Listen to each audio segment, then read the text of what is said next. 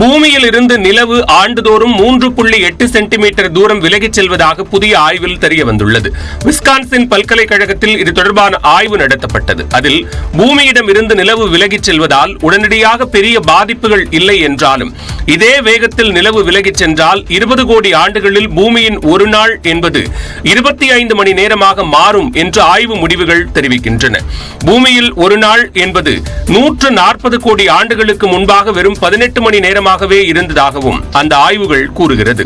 பூமிக்கும் நிலவுக்கும் இடையே நடக்கும் புவியீர்ப்பு விசை பரிமாற்றம் மாறுபடுவதால் பூமியின் சுழலும் வேகமும் மாறுபடலாம் என்றும் அந்த ஆய்வு கூறுகிறது. சென்னையில் 22 கேரட் ஆபரண தங்கத்தின் விலை கிராமுக்கு 10 ரூபாய் குறைந்தது. கடந்த 3 நாட்களுக்கு பிறகு தங்கத்தின் விலை சற்று குறைந்துள்ளது. ஒரே நாளில் கிராமிற்கு 10 ரூபாய் குறைந்து 6450 ரூபாய்க்கு விற்பனை செய்யப்படுகிறது.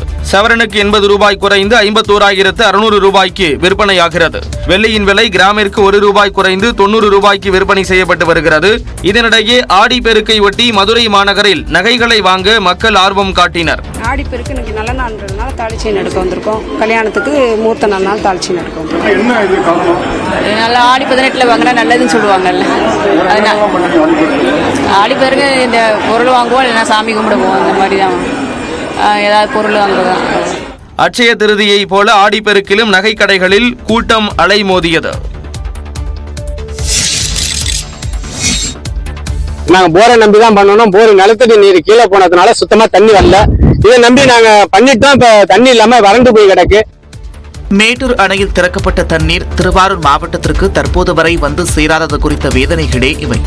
திருவாரூர் மாவட்டத்தில் வெண்ணாறு பாசனத்தை நம்பி 12 ஆறுகளும், காவிரி பாசனத்தை நம்பி 16 ஆறுகளும் என ஒட்டுமொத்தமாக 28 ஆறுகள் உள்ளன. ஆனால் மேட்டூர் அணையில் காவிரியில் தண்ணீர் திறக்கப்பட்டும் தங்கள் பகுதிக்கு தண்ணீர் வந்து சேரவில்லை என்று கூறுகின்றனர் அப்பகுதி விவசாயிகள். மாங்குடி, நாரணமங்கலம், வடகரை, கீழமணலி உள்ளிட்ட இடங்களில் ஆற்று நீர் பொய்த்து போனதால் ஆழ்துணை கிணறு மூலமாக குறுவை சாகுபடி செய்யப்பட்டுள்ளது. 70 நாட்களாக குறுவை பயிர்கள் போதிய நீரின்றி கருக தொடங்கியுள்ளதாகவும் வேதனை தெரிவிக்கின்றனர். ஏக்கருக்கு 30,000 செலவு பண்ணியிருக்கோம். இந்த மிக போரை நம்பி நாங்கள் செலவு பண்ணதுனால போருக்கார் நீருதான் கீழே போயிட்டு போருக்கு தண்ணி வரல. இந்த தண்ணியை திறந்த நாளைக்கு நான் கொண்டு கொடுத்துருந்தா இந்த பயிரை காப்பாற்ற முடியும். மேட்டூர் அணையில் திறக்கப்பட்ட தண்ணீரை நேரடியாக கடலில் விடாமல் ஏரி, குளம், குட்டை உள்ளிட்ட நீர்நிலைகளில் தேக்கி வைத்து நிலத்தடி நீர்மட்டத்தை பாதுகாக்க வேண்டும் என்றும் விவசாயிகள் கோரிக்கை விடுத்துள்ளனர்.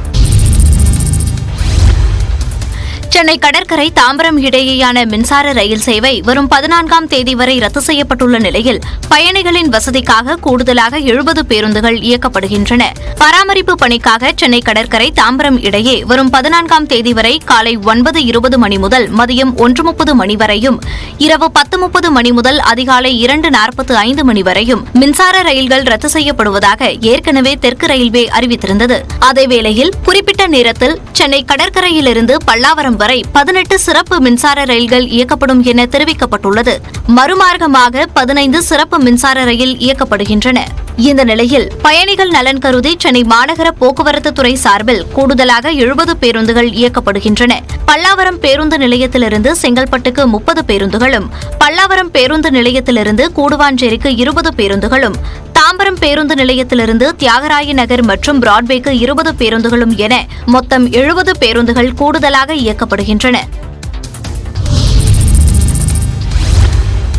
வயநாட்டில் பெற்றோரை இழந்த குழந்தையை தன்னிடம் தாருங்கள் என நபர் ஒருவர் முகநூலில் பதிவிட்ட பதிவிற்கு கேரள அமைச்சர் வீணா ஜார்ஜ் உருக்கத்துடன் பதிலளித்துள்ளார். கேரளாவில் பெற்றோரை இழந்த குழந்தைகளை தத்தெடுக்க சிலர் தயாராக உள்ளனர். அதேபோல தாயை இழந்த பச்சிளம் குழந்தைகளுக்கு தாய்ப்பால் கொடுக்கவும் ஆர்வம் காட்டி வருகின்றனர். இந்நிலையில் கோழிக்கோடு பகுதியைச் சேர்ந்த சுதீஷ் என்பவர் தனக்கு குழந்தை இல்லை என்றும் பேரிடரில் பெற்றோரை இழந்த குழந்தையை தன்னிடம் தாருங்கள் என்றும் முகநூலில் பதிவிட்டுள்ளார். அதற்கு பதிலளித்துள்ள கேரள சுகாதாரத்துறை அமைச்சர் வீணா ஜார்ஜ் அவரது கருணைக்கு இதயத்தின் ஆழ்மனதிலிருந்து நன்றியை தெரிவித்துக் கொள்வதாகவும் வழியை முற்றிலும் புரிந்து கொள்ள முடிகிறது என்றும் பதிவிட்டுள்ளார். தங்களின் இதயத்திலிருந்து வெளியேறிய வார்த்தைகள் தனக்கு கண்ணீரை வரவழைப்பதாகவும் வீணா ஜார்ஜ் உருக்கத்துடன் கூறியுள்ளார். சட்டத்தின்படி பெற்றோரை இழந்த குழந்தைகளை அரசாங்கமே கவனித்து வருவதாகவும் தத்தெடுப்பதற்கான வழிமுறைகளை பின்பற்றி பதிவு செய்து குழந்தையை தத்தெடுத்துக் கொள்ளலாம் என்றும் சுதீஷுக்கு வீணா ஜார்ஜ் கூறியுள்ளார். சூரல்மலையிலிருந்து முண்டக்கைக்கு இரும்பு பாலம் அமைக்கப்பட்ட இந்திய ராணுவ குழுவில் ஒரே ஒரு வீராங்கனை இடம்பெற்றிருந்தார்.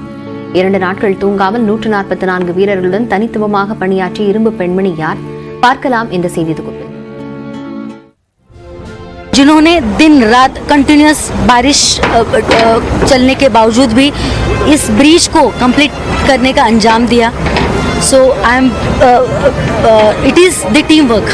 So because of our team, so we can see this bridge, and it will be beneficial for the local authorities and the state authorities for continuing the rescue operations.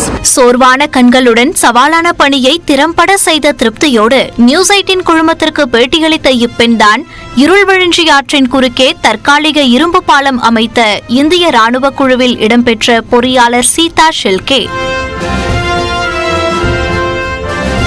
Maharashtra மாநிலம் அகமது நகர் மாவட்டத்தில் உள்ள கடல்காவோன் என்ற குக்கிராமத்தில் அசோக் என்ற விவசாயிக்கு 4வது மகளாக பிறந்தவர் சீதா ஷெல்கே. சிறுவயது முதலே படிப்பு மற்றும் விளையாட்டில் சுட்டியான சீதா ஷெல்கேவிற்கு IPS ஆக வேண்டும் என்பது பள்ளிக்கால கனவு. ஆனால் 12ஆம் வகுப்பு படிக்கும்போது இந்திய ராணுவ வீரர் ஒருவரின் கதையை நாளிதழில் படித்த சீதா ஷெல்கேவிற்கு ராணுவ பணி மீது நாட்டம் திரும்பியது. ராணுவம், IPS என உயர் கனவுகளோடு இருந்த சீதா ஷெல்கேவிற்கு சிறிய நகரில் பொறியியல் படிக்கும் வாய்ப்பு கிட்டியது. பொறியியல் கல்லூரியில் ஆண்கள் மட்டுமே ஆதிக்கம் செலுத்திய மெக்கானிக்கல் பிரிவில் சேர்ந்த சீதா ஷெல்கே நல்ல மதிப்பெண்களோடு தேர்ச்சி பெற்றார். தனது உயர் கனவுகளை நோக்கி செல்ல ஆசைப்பட்ட சீதா ஷெல்கேவிற்கு IPS படிப்பதற்கு முறையான வழிகாட்டுதல்களும் வசதியும் இல்லை. ஆனால் ஒப்பீட்டு அளவில் ராணுவத்தில் சேருவது சற்று எளிமையானது என்று கருதிய அவர் சர்வீஸ் செலக்ஷன் போர்டு எனப்படும் SSB தேர்வை எதிர்கொண்டார். பள்ளி கல்லூரிகளில் சிறப்பான மதிப்பெண்களை பெற்ற சீதா ஷெல்கே SSB தேர்வுகளில் முதல் 2 முயற்சிகளில் தோல்வியே கிட்டியது. ஆனால் தனது விடாமுயற்சியால் 2012ஆம் ஆண்டு 3வது முறை SSB தேர்வு எழுதிய சீதா ராணுவத்தில் பொறியாளராக தேர்வானார். சென்னையில் உள்ள OTA எனப்படும் ஆபீசர்ஸ் ட்ரெய்னிங் அகாடமியின் திறம்பட பயிற்சியை நிறைவு செய்த அவர் ராணுவத்தின் பல்வேறு துறைகளில் உள்ள நுணுக்கங்களையும் கற்றுக்கொண்டார். இந்நிலையில் 2015ஆம் ஆண்டு ஜம்மு ஸ்ரீநகர் தேசிய நெடுஞ்சாலையில் ஏற்பட்ட நிலச்சரிவின் மீட்பு பணிக்கான குழுவில் சீதா ஷெல்கே முதல் முறையாக இடம் பிடித்தார். அப்போதுதான் முதன்முறையாக கல்லூரியில் பயின்ற மெக்கானிக்கல் இன்ஜினியரிங் நுட்பங்களை அவர் செய்முறையாக செய்து மீட்பு பணிகளை துரிதப்படுத்தினார். அதில் தனது திறமையை நிரூபித்த சீதாவிற்கு பெங்களூருவில் உள்ள இந்திய ராணுவத்தின் மெட்ராஸ் இன்ஜினியரிங் குழுவில் பணியாற்றும் வாய்ப்பு கிடைத்தது. அதன் தொடர்ச்சியாகத்தான் சூரல்மலையிலும் தனது சாதுரியத்தை பறைசாற்றியுள்ளார் சீதா ஷெல்கே. 144 வீரர்களுடன் பணியாற்றிய இவர் 48 மணி நேரம் கண் துஞ்சாமல் அயராமல் இரும்பு பாலம் அமைக்கும் பணியை வெற்றிகரமாக நிறைவு செய்துள்ளார். இந்திய ராணுவத்தில் ஆண் பெண் பாகுபாடு இல்லாததால் அனைவரும் பாதுகாப்பு படையில் சேரலாம் என்று சீதா ஷெல்கே அறிவுறுத்தியுள்ளார். Very beautifully in army, like it has been clearly like we have been trained. There is nothing called men or women. सबको एक सेम ट्रेनिंग दिया जाता है, सेम टास्क के लिए दिया जाता है. So again as a women ऐसे कुछ अलग से ये नहीं होता है.